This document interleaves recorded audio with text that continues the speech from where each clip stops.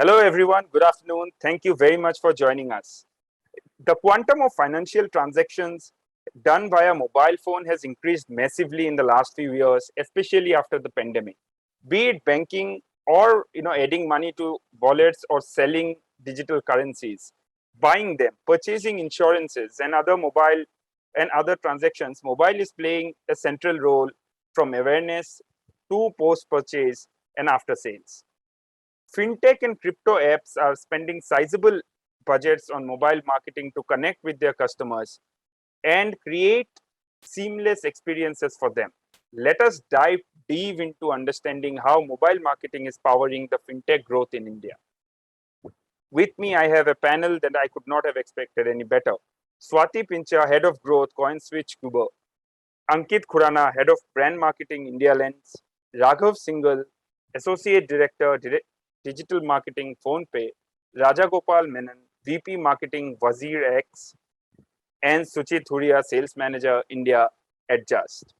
So I would like to start with the icebreaker question. I mean, I love doing it, and here too I have three questions that I would like to ask all my panelists, and it's simply a yes or a no question for us to start with. So, how many of us scanned a QR code in the last 7 days to make a payment? Just a yes or a no. We'll start with you, Raj. Of course, UPI has become a part of our lives. So I think on an average, I do 3 or 4, depending upon my e-commerce and investment spends. I do about 2 or 3 swipes of my UPI app a day. So yes, Great. I do that very, very regularly. Great. We started it. Swati, your answer to the question of how many times, or if you have done it at all, and if yes, how many times in the last 7 days? Who doesn't do it? You have to be living under a rock if you're not doing it. I've done it. That's a yes. Absolutely. Thank you. Ankit, your answer to it? Same, yeah. I would say pretty similar to Raj's frequency of using UPI on an average, doing about 3 to 4 transactions in a day.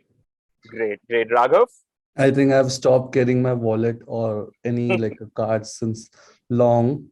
And being at PhonePe, I think I've been a very, very early adopter and dependent on it as a user as well. Absolutely. Suchit, your answer to it. How many times I think have you... I'm no different than all other panelists. I think it's surely there. It's an important part. I think never use cash. It's been just few bucks. It's there in purse. Everything is UPI. So it's a big yes again. Great. Next question. I'll stay with you, Suchit, and start with you. I mean, how many of us actually downloaded an app in the last 1 month after coming across an ad? Now, not only download, but after coming across an ad. Suchit, your answer. Have you downloaded an app after coming across an ad in last yes, 1 of month? course. Yeah. You get impulsive seeing certain ads and surely download some of the ads, though you might uninstall it. But yes, I would have installed at least a couple of ads in last 1 month seeing an ad on any of the channels. Great. Swati, your answer? Yeah, absolutely. Great. I'm not asking which app yet, but next time I might get into those details. Ankit? I'll actually share which app. The last app I downloaded after watching an ad was Jupiter. Jupiter. Yeah. Okay. Great. Then I have a specific question for you in my next icebreaker question. Raghav? Yeah, last app which I downloaded from my phone while Hotstar was a Slice. Slice. Wow. I hope your salary is growing. Raj, your answer? No, unfortunately not. I don't think I've downloaded any app the question was whether I downloaded an app scanning a QR code through a promotion, right? No, I haven't, because I haven't seen anything. I think my viewing habit specifically has changed. Mm-hmm. So maybe that is one of the reasons. We can discuss that in a bit. Yeah, you are more on SVOD. So we can talk about that in a bit, but yes, I haven't downloaded an ad from a QR code through a promotion. No, I was asking if you have downloaded an app after watching an ad. It need not be using QR code. No, I haven't. No, I haven't. Okay, great. Now tell me something. You were talking about viewing habits, and I'll stay with you, Raj. Say yes if your handheld device has become your primary screen for consumption of entertainment. No, absolutely. No questions no questions about it at all. Great. Swati, did your handheld device become the primary screen for consumption of entertainment?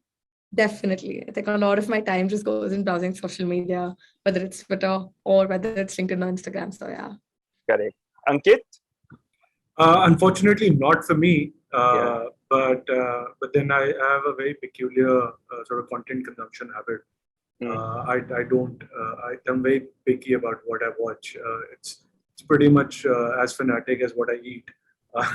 So maybe not for me, but I know that pretty much everybody around me consumes a lot of entertainment on their phone. Correct. Whenever we have yes and no's both, it becomes more interesting. Suchit, what about you? I think it's a mix for me as well. It's between mobile and TV both, I would say, right? Certain things like sports, etc. I usually want to watch it on TV. It's a little bigger screen, but a lot of other content on Facebook, Insta, etc. is always mobile. Correct. Scanning a QR code, downloading an app, or even consumption of entertainment, it is well understood that mobile has become a very important part of our, of whatever we do in our daily business. And there come, now let's get into the core part of our discussion today. How important is mobile for your product from both, sales and marketing point of view? I'll start with you, Swati. Sure. So, I mean, no doubt, we've just heard a round of yeses and nos on how important mobile is. So definitely our lifeline at CoinSwitch. And India has a little more than 700 million people using a smartphone, right? And this is only going to grow. So definitely our lifeline. All that trading that happens on CoinSwitch happens on our app. So it's the point where people trade in crypto, as well as get educated to take the next step in their investment journey. So yes, mobile is our lifeline. Great. Ankit, what about you? How important is mobile for your product, from both sales and marketing point of view? So, personal loans, we're in the business of, we're a marketplace for consumer credit products, right? Correct. So a personal loan or a credit card is not generally a high frequency decision for a user.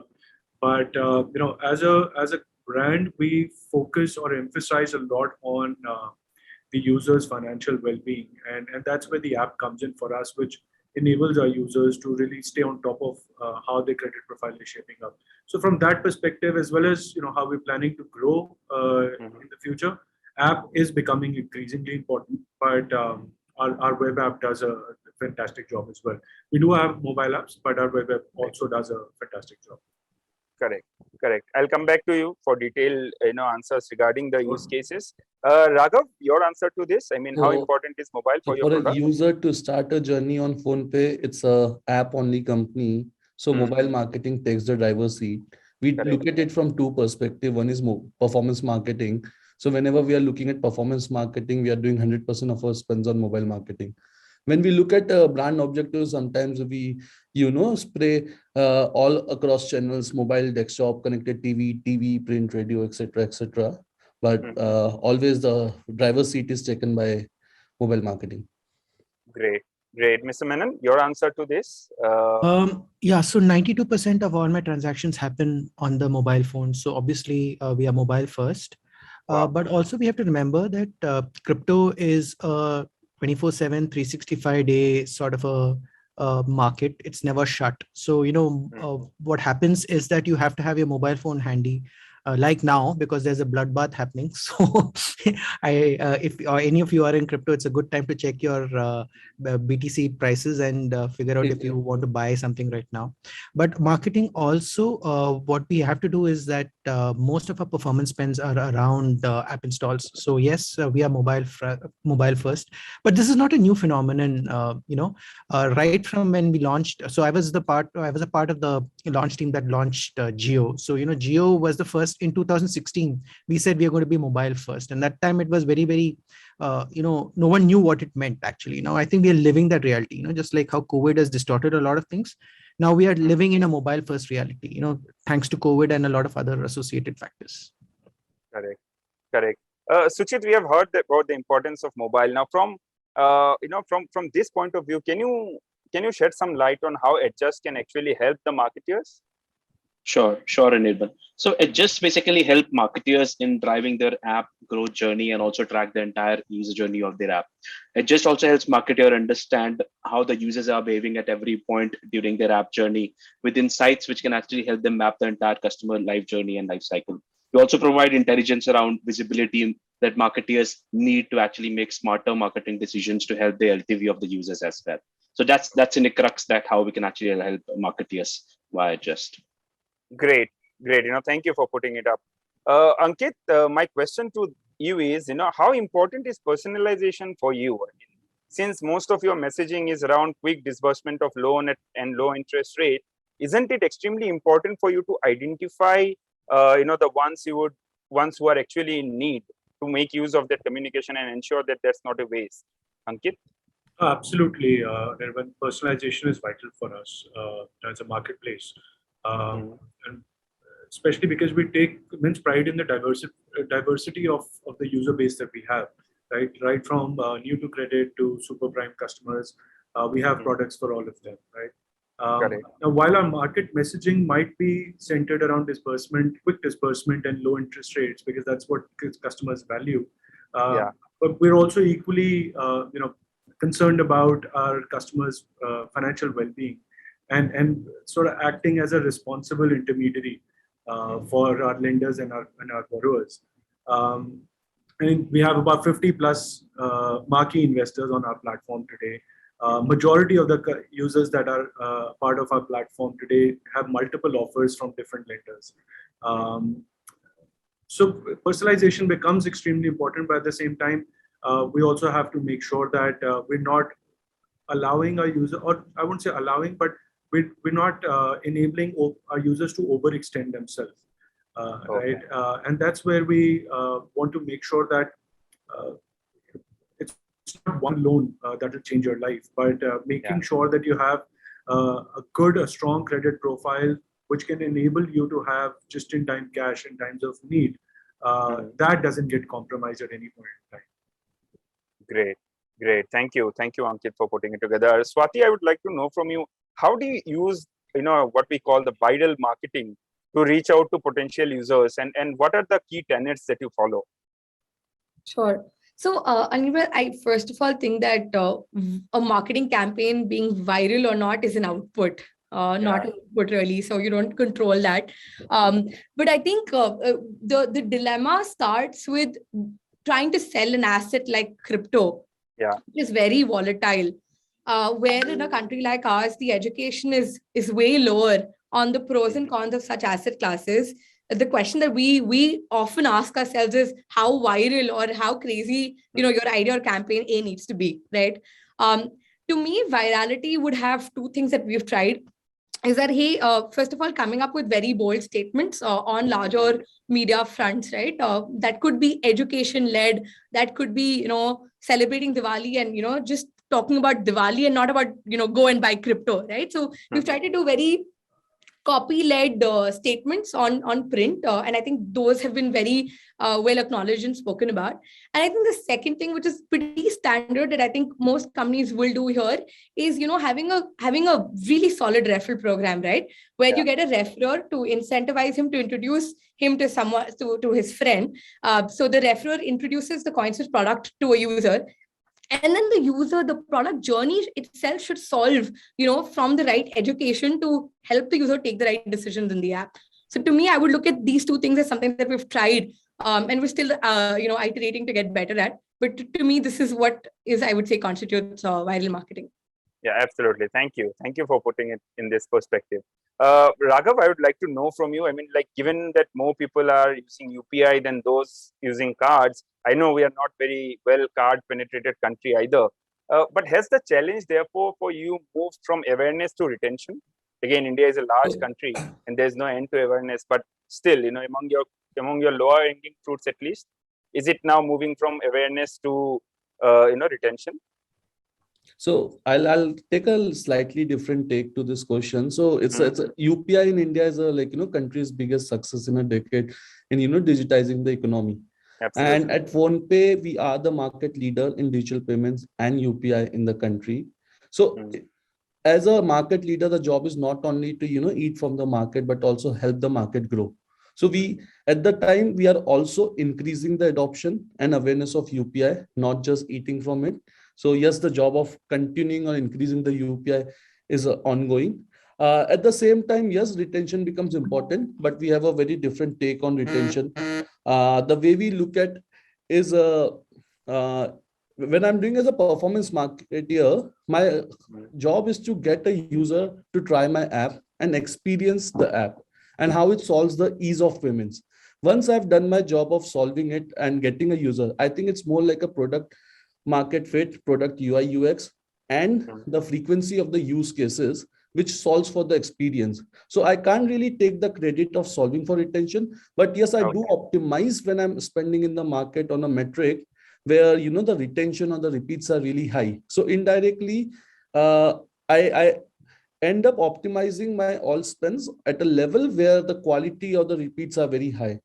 Great, great. Mr. Menon, I mean, given it is still a niche category, where you are operating, the interactions so far, they have been very limited. What are the mediums that you use to reach out to your potential target audience? Is it more the what we used to call the star world kind of audience, where English speaking economists subscribe, Discovery TLC audience, or is it a mix of both Instagram Reels as well as MX Takatak audience, if you know what I mean? Yeah, I get you, of course. So, interesting question. It's a niche category, as you put it. Correct. Crypto is the flavor of the season, largely because it's so volatile. So we have our own sets of problems because of that. But to answer your question, when just 1 year ago, we were an English first company. So all our communication, all our YouTube channels, all our posts, all our blog posts, all our social media posts were in English. Now we are Hindi first. So the mode of communication in my YouTube channel, for example, is completely in Hindi. Of course, it's English, as you put it. So it's a mix of Hindi and English. My blogs now are available in 10 regional languages. So just to show you the scale of growth, we were doing about 10,000 views on a weekly basis a year ago. Now we are doing 100,000 views. So it's a 10x growth. And that's largely driven by A, the category, and B, the efforts that we've put towards regionalization. And C, the most important thing that we've done is that we've taken a position of educating, because we are the market leaders here in terms of volumes. What we try and do is that we try and educate people as much as possible on crypto, because it is so new and it is so nascent. There are a lot of misconceptions about crypto, and for a lot of people it is a get rich quick scheme, which actually isn't. It is actually like an investment asset. You need to be consistent. You have to invest regularly. You have to have a good risk strategy, all that. So getting people to understand the implications of what they're getting into forms a large part of our exercise.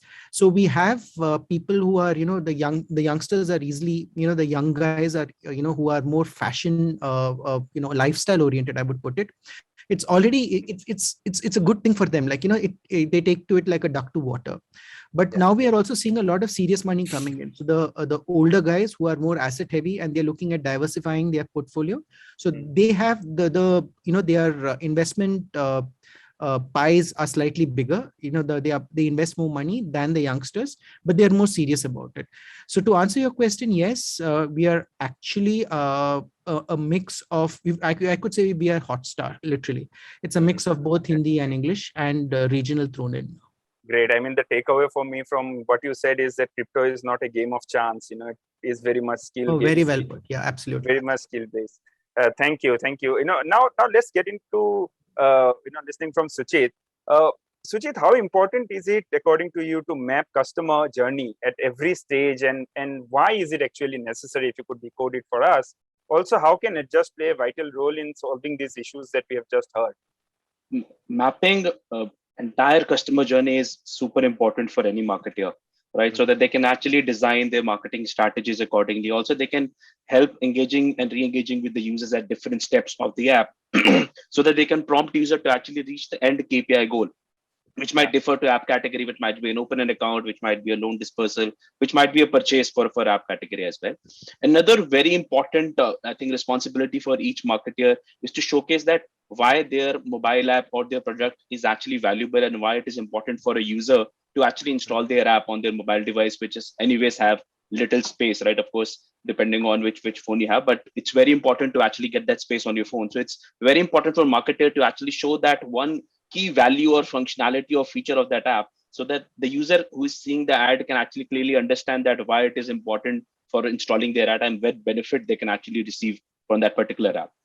By mapping the user journey, marketers can also help in their product enhancement, right? By eliminating and identifying the issues which can actually lead a user to churn by probably, by, to give an example, a user might be facing an issue to do a registration. By noticing at what event they're actually facing that issue, they can eliminate that issue, which can actually help them, that particular user, to get churn as well. Hence, it helps also in reducing churn of an app, right? Tracking the user journey also is superly complicated, right? But it just surely can help. We have a product called Adjust Measure, which is our core attribution product, which can help marketeers take better, smarter decisions. As you can actually see accurate data, you can get all the analytics of all your marketing channels, be it any kind of medium you're using. You can get all the analytics at one place. We accurately attribute the users to the right source, giving the marketeers reliable insights, which can help them, maximize their ROI and marketing strategies make better marketing strategies and make better, smarter decisions. We've just launched a new analytics tool called Datascape, which helps marketeers to get all the analytics at one place at their fingertips, which enables marketeers to grow their business, their app, and of course ensure that they keep on re-engaging with the users. So that's how we can actually help a lot of marketeers in mapping the user journey, as well as playing a very important role in their marketing tech stack, I would say. Great. I'll come back to you, because what you said is making sense out of that noise in terms of data, because the quantum of data from various touch points is far high. I'll come back to you on how we can do that. But before that, Swati, I would like to know from you. I mean, you have already mentioned the importance of mobile, but what happens when it comes to app, and how important is it? Firstly, and secondly, is the app audience more loyal? Because in terms of when I interview the VOD players, they say the ARPU of app audience is far higher compared to the ARPU that they get out of the normal mobile audience. So that's what I want to understand from you. I mean, like, what is the importance of app, and how is the app audience more loyal? Are you getting a higher average revenue per user from the app users, Swati? Sure. So we are a app only company, if I may. Correct. So I would not have benchmarks as to how CoinSwitch fares versus app and say web. But we're app first, so we get all our ARPU from the app. Are they loyal? Well, thanks to the likes of PhonePe, Flipkart, and many other players, I think Indians are spoiled, right? So I think the switching cost has decreased over the years, is what I'd say, thanks to all the rewards that we're used to getting, right? So switching cost has gone down. But the good thing is also that in the investment class, right, whether it's, say, investing in equity, stocks, mutual funds, cryptos, the switching cost is still very high. A user will not switch from X to Y, just because of a reward. There has to be true value that product tries to sell the user for that loyalty to shift, right? So I think more loyalty as compared to other e-commerce players, if I may, your Swiggies and Zomatos of the world. But it's also very important to continuously keep delivering on your promises, because that could lead to a very tragic retention. So app definitely important, and loyal, I don't think we're loyal, but investment asset class definitely enjoys a higher loyalty, is what I'd say in India. Great. And what happens when it comes to AI-driven communications? It makes your life easier, right? When it's the app audience. Sure, but I think we're trying to promote trading of crypto, okay? Correct. And it's so new that I think the first step would be to understand what is it that the user looks for in order to take that trading decision, right? So some of our insight is that a user is primarily concerned with what to buy, when to buy, and how much to buy. If you're able to package this answer in a great way, it works, right? So I think, first of all, we try to believe that direct communication and empathy is right now what's at the forefront. Empathy, just because the nature of this asset, right? It just moves up and down. It's crazy. Like I think Rajgopal also mentioned, it's horrible on the market right now. Great time to also buy if you really believe in the future of crypto. So I think I would say direct communication and empathy is the way we're taking forward right now. But yes, this will eventually translate into very AI driven nuances, again, with the objective of helping the user take a better decision. Great. Ankit, your answer, you have a bigger, play at both app and non-app, if I may say. So, what's your take on this question, that is the app audience more loyal, and at the same time, is it easier to know them better in order to use your AI to drive communications? I would agree with Swati. It varies from industry to industry, but especially in our case, at least, again, as Swati mentioned, the product has to deliver value, right? If you're coming to, if you go to Amazon and you don't find a variety to choose from, then the marketplace fails. And that's really where you build loyalty, or we build loyalty for our customers by ensuring that we are adding more and more sellers, ensuring that irrespective of what your credit profile is, you at least get some offers from lenders, right? Nobody is applying for a loan just because today they woke up and decided to, hey, let me get a loan, right? There's need over there. So for us, loyalty is a function of how responsive and how diverse our lender base is, right? And that's really where, if you're not able to generate an offer for somebody, it doesn't matter what we give in terms of freebies; they're just not going to stay with us, right? So that's where I would put loyalty, at least for a marketplace like us. For individual lenders or NBFCs, it may be a different matter, but for us as a marketplace, the primary thing which drives loyalty is how many choices can we give to our user. Great. Raghav, your take on this? I mean, is it easier to drive AI-driven communications when it comes to app audience? Yes. So obviously there are two things. It's easier to make data science models across the audiences in your app. You have more data for sure on the last interactions and couple of other affinities, and when you have an app in place.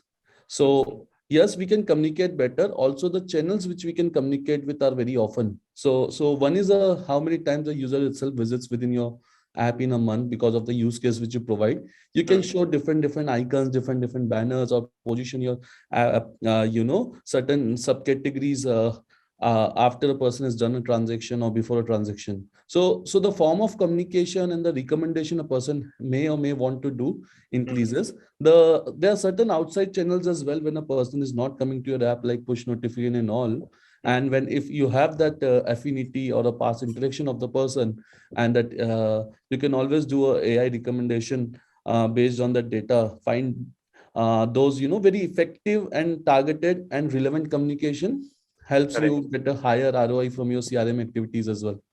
Correct. Great. Thank you. I also benchmark a little bit of app versus web back in my life before PhonePe. PhonePe is again an app-only company. Yeah. But we see a very clear LTV differentiation, at least in the e-commerce and a lot of frequent use cases businesses. So the loyalty and the LTV was far high than web-only products. Okay, that's great. That's what I was trying to understand from you. Mr. Menon, again, using your past experiences, do you feel, app is like an island in an ocean where, ocean is the web? Is it therefore becomes easier for you to market the app audience, or at least use the AI-driven communications to communicate with your users who are already in the app? So what we do is, in terms of AI, it's a very fancy term, but we use complex algorithms to actually decipher and model actually LTV, CPA, and so on and so forth. So we have a lot of interesting insights, but what you'll have to understand is the nature of the category.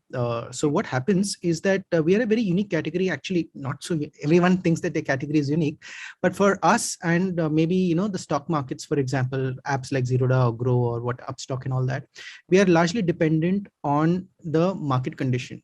So during a bull market, everyone's happy. We did to the tune of $50 billion worth of transactions during the bull market. Now, during the bear market, everyone's sad. The floor is given way. Also, we are unique in the sense that we are completely at the mercy of the government.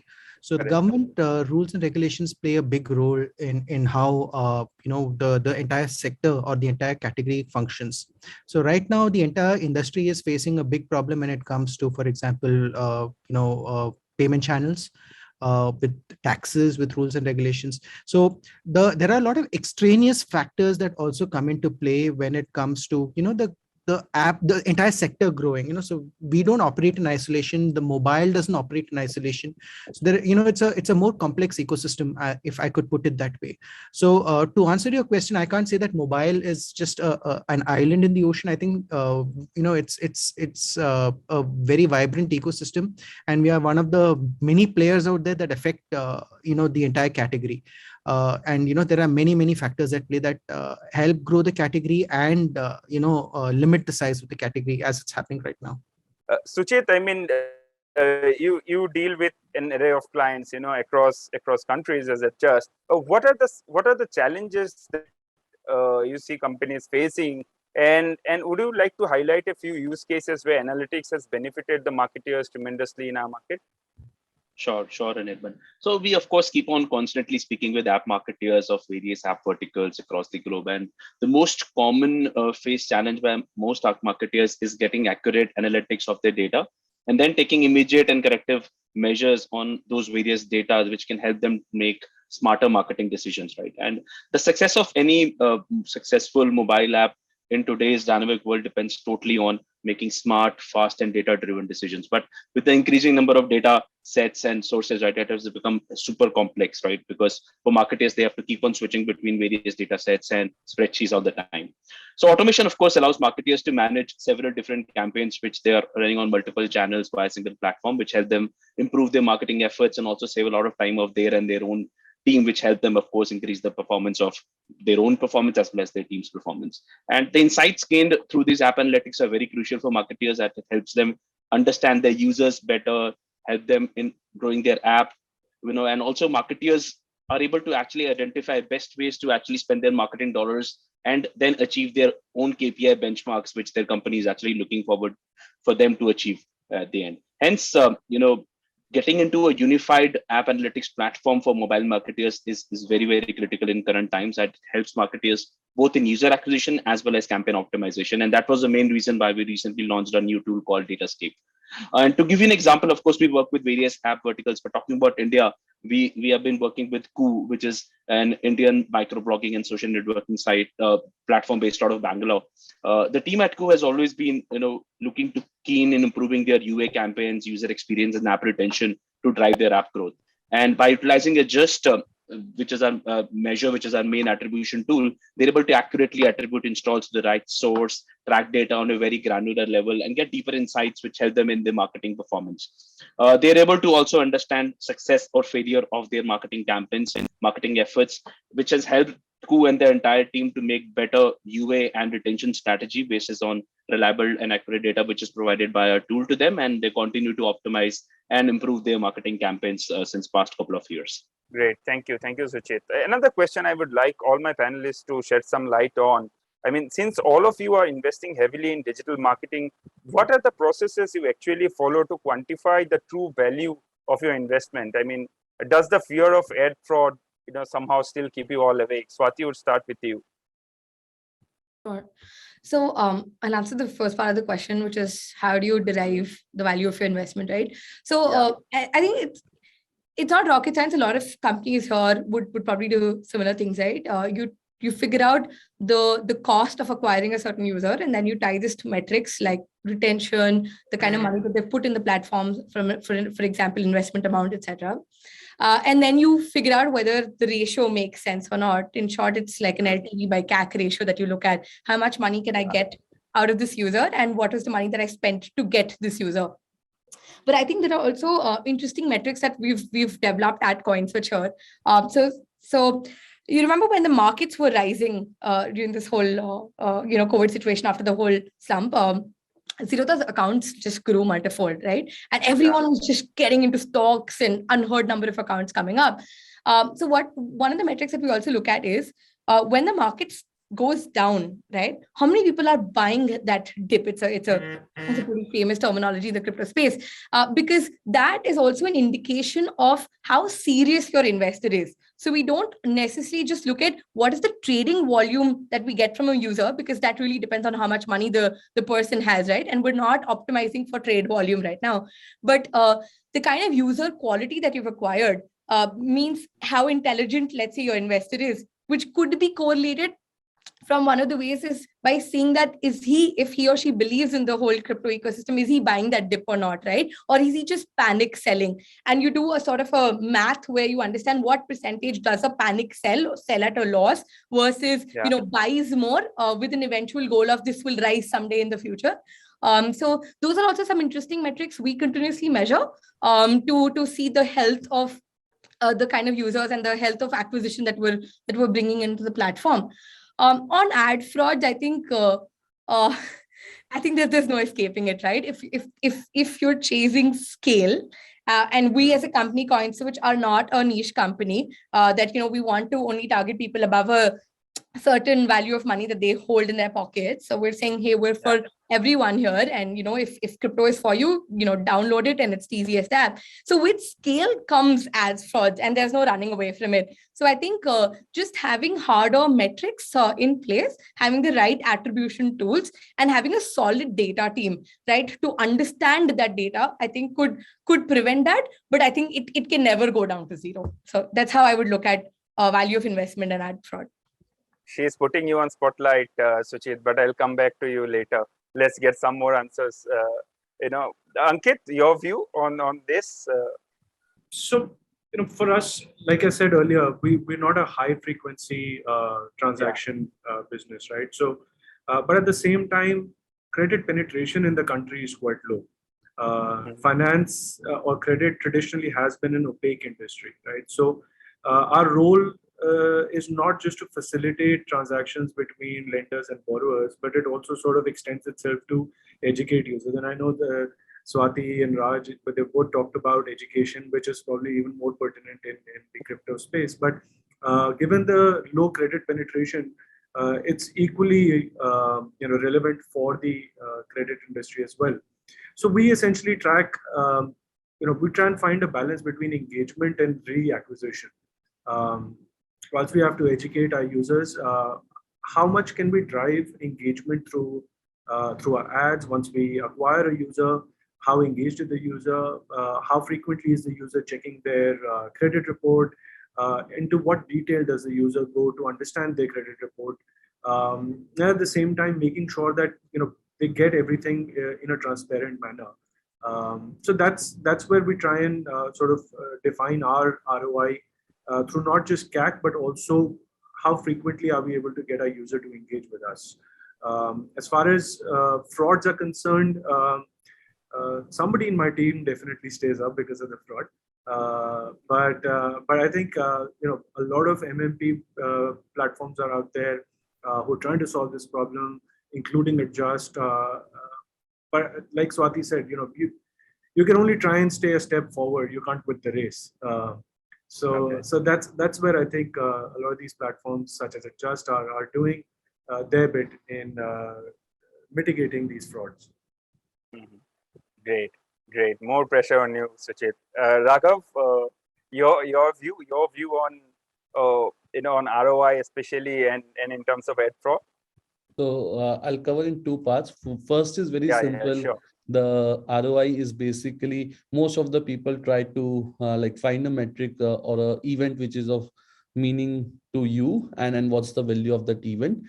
Sometimes your company is in nascent stages and it's very hard to predict let's say a forecasted view of LTV. So try to define in a cost per transaction or a cost per acquisition, and then look at a forward LTV view, and you calculate an ROS. The challenge is there are so many sources of acquisition. So to accurately attribute and have a single source of truth, I think MMPs like Adjust are important, and MMPs plays a big role to have a single source of truth.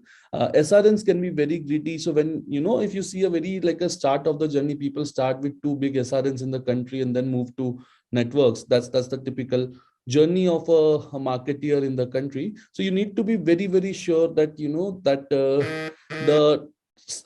two do not interact with each other, and your platform may not be doing a last click attribution to that accurate degree. So having that MMP in place becomes very, very important to have a how do I say, the sanity of data on which the decision making is being made. Now coming to ad fraud, yes, it's real, and no one can escape from it. But it's up to you to how to reduce or minimize it. And I think there are a couple of things which we use, and it's a little complex way of looking at things. But yes, ad fraud tools are there which are mitigating a risk to some degree. But beyond that, also it's as a continuous ongoing process. So you have to triangulating your internal funnels versus organic versus each other and see if how the funnels are faring. You have to be scrutinized, not just too bad but also too good, because sometimes the things or the partners can be too good to be true and eating up your organic traffic. At times we also do on and off by channel in a regular interval, and do a time series to understand that if a channel is actually incremental or not. We also do geo test as well to see whether the channel is incremental or not. You have to know how the IPs are calculated in a lot of ways measured, so your geo test to run properly. There are a lot of beyond that, there are a lot of CG, A/B tests you can do on your own first party data if you're allowed to share, to see any incrementality of marketing effort which you're putting by a channel. So that's all triangulate together. You can protect yourself from ad fraud and have a very clear view of which channel is contributing to what, and then you will have a clean, corrected, normalized data by channel to do your decision making for ROS. Great. Thank you for summarizing it in this manner. Mr. Menon, I mean, a decade ago at Games 20, Games to Win, to now at WazirX, you have seen actually the marketing spends in digital grow manifold, over the years. Has the impetus on, ROI as well grown, to match the growth of, the growth in investment? And at the same time, I mean, what's your view of ad fraud? Has it changed over the years? So completely different universes actually, so from games to win to geo to here, it's the categories are different. So, your investments in terms of acquisitions are different. So in games, you actually don't have, you don't go about acquiring people, on the scale that you do at Geo or at WazirX right now, because it's largely dependent on your product, on the creative. Correct. So, you have different genres, like for example, like for boys, you have racing games, for girls, you have makeup games. And then it always depends upon the type of creatives that you can, generate, and how hotke literally your product is. So, you don't spend too much time acquiring, consumers, but you would depend upon your product to gain that virality. So there is a little bit of science behind it, but it is, again, it's like you never know whether picture hit hai kya flop, the game hit hai ya flop. So you can definitely know by your in-game revenue, but that's just one metrics. But coming back to your more important question on ad fraud, yes, it is a big problem. All of us know it's a big problem, but there are tools in place. People have spoken about the tools in place, AppFlyer, Protect 360, and so on and so forth. But it's very important to continuously monitor, your the traffic or the acquisitions that you're getting into the system. So what we've done very successfully is we brought it down, from 50%. Ad frauds were as high as 50% a year ago to about 2% now. So we keep optimizing. We at to the level of all networks. Every network you actually go and you check how the network is performing. We also tread very, very carefully on when we are onboarding new vendors, when we are onboarding new affiliates. And of course, again, you have to monitor user behavior of all those people who have been onboarded. So, you look at stuff like, click to install time, check the average transaction value, you check the average transaction size, for example. And of course, you would check whether these are normal, and whether the acceleration of revenue is happening on regular intervals. So there is a life cycle, as we all know, of a user. So he actually dips his toes in, and then as he grows more comfortable with the category and the platform, his ticket size increases. The moment there is a variation in any of the matrices that I pointed to, you can actually figure out it's an ad fraud. So it requires a lot of eagle eye monitoring of all your of all the benchmarks that you have in place, and making sure that nothing goes too high above the benchmarks, and then you flag off the vendor or the network and you clamp down immediately on it. Great. We have heard the problem, Suchit, and now over to you. I mean, what's your reaction to the concept of ROI and ad fraud in India? I mean, these are global issues, but as they mentioned, the threats are still keeping someone in their team awake at night. Sure, but I totally agree with each one of them. Mobile ad fraud is surely there. It's real. And it comes in many forms as well, right? And it constantly keeps on evolving at a very, very fast pace, I would say, right? We are sitting here doing a conference. There might be somebody somewhere sitting on his laptop and finding a new way of doing fraud, right? So it's of course there. They keep on finding new ways to do it. But mobile fat fraud basically comes in major 4 categories, I would say, which is click spamming, click injection, STK spoofing, and fake installs, right? These types of mobile ad frauds impact every kind of app, be it any category and anywhere in the world, whether you're an e-commerce app or a banking app or a personal app or a crypto app. It's of course there, and we need to combat ad fraud. And the only way to do is by implementing a fraud prevention tool, which can help you detect and prevent fraud, right? Of course, there are 3 benefits of enabling a fraud prevention tool, as it not only filters the fraud, but it also helps you in identifying the traffic sources, right? It allows you to tell you which are your preferred partners, which are the one which actually driving right set of audience and traffic for you, which can actually go out and convert and become a good user for you. But it also helps you enable the partners who actually are not working well for you as well, right? Because a lot of traffic goes waste by showing ad to a user which is actually not there at all. So the fraud prevention tool helps you in that way as well, right? It enables you to determine that what kind of traffic should be used so that your marketing dollars are not actually goes waste. And it also helps your data keep very clean, right? Which is also very important metrics for app marketers when they actually show reports internally that how their entire campaigns are performing, right? So these advantages of fraud prevention tool are available, of course, to everybody. However, if you don't have it and your competition has it, then of course you know that they are surely acquiring better users than you, and they are surely acquiring better set of right users in your app category. Hence, it's super important to have a fraud prevention tool and have it right from the start of your affiliate campaigns when you are start putting your marketing dollars. So ensure that you have enabled the fraud prevention tool from day one to combat fraud. Great. Such an interesting session. On one side, we are having the problem statements, and one side you propose the solutions as well. Great. We have run out of time, but I can't thank you enough for this informative session. Thanks a lot for giving us your valuable time. Before we sign off, I would like to end, with one last question for each one of you. We'll start with you, Swati. If you had a Harry Potter's magic wand and you could use it to fulfill one wish related to mobile app marketing, what would it be, that one wish? I think digital marketing is just coming down to data because of all the machine learning that's there, right? So there's a lot more data crunching, understanding the user with the right messaging. I think that's the creative part of it, but it's mainly data crunching. And what I struggled with is bringing together the platform where you're showing a user an ad, the kind of money that you spend on the user, and monitoring the entire funnel all in one window. I think that would just be fantastic to get a full view of things rather than having to see multiple dashboards, get data from your internal database and then get data from AppsFlyer or Adjust or any other MMP and so on and so forth. So I think one great view that shows you everything from CAC to LTV would just be fantastic. Great. Thank you, Swati, for your time. Ankit, your answer to this particular question on if you could solve a problem with the magic wand, what the problem would be? I actually agree with Swati, quite succinctly put. A lot of data. So marketing traditionally was storytelling, right? And we've gone, now we're trying to create stories with data. So anything that can help us sort of put that data in a manner where we're able to tell that story more effectively without actually having to get down to discovering new jargons and keep it more from a human perspective. I think that will make marketing a lot more fun. I don't mind data, but I'd still love to tell stories. Great. It's Excel sheet versus Adobe Premiere Pro. Raghav, how do you see? If there was one wish that you could fulfill with a magic wand, what that would be in terms of mobile marketing? I think Ankit and Swati already granted one wish, which would have been there.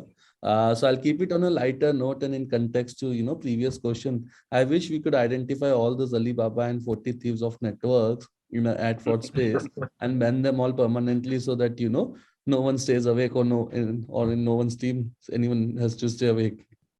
And I think MMPs are doing a great job in creating that magic wand. I'll wish good luck to adjust another MMPs in doing so and making our life easier. Great, Mr. Menon. What's your view on this? One wish that you would like to fulfill with a magic wand when it comes to mobile marketing? Actually, I don't know whether everywhere in all companies I've worked, I think, MMPs and the database. Why is there always this variation that we struggle to match? My MMPs tell me something, my databases tell me something else, and one is pointing north, one is pointing south. So if we could get a 2.5% variation is acceptable, but quite often than not, we're trying to figure out why is there such a variation, and my data team spends nights, days trying to minimize the variation so that they can put together a reliable set of data for the leadership team. So yeah, if I could have a single source of truth where all the data matches, that would be the magic wand that I think most marketeers would love. Suchit, over to you. Your magic wand. What is it that you would wanted to do? I would also start on a lighter note, right? If I would given a magic wand of Harry Potter as a salesperson, I would want all marketers to use it just only, not anything else, right? That will be one key matrix for me. On a serious note, of course, I agree with Raghav, right? I think ad fraud is something which I would like to surely eradicate, right? Though it's, of course, is an important tool for us MMPs, but I think for marketers, it's something which, as a lot of panelists said, that it takes somebody's sleepless nights to actually keep on combating fraud, right? So if you can actually eradicate the fraud from the entire ecosystem, I think it can save marketers time so that they can actually do the job which they're meant for, right? Which is actually take better marketing decisions, get their app grow to many folds, right? So that will be my wish on a serious note. Lighter note, I've already told.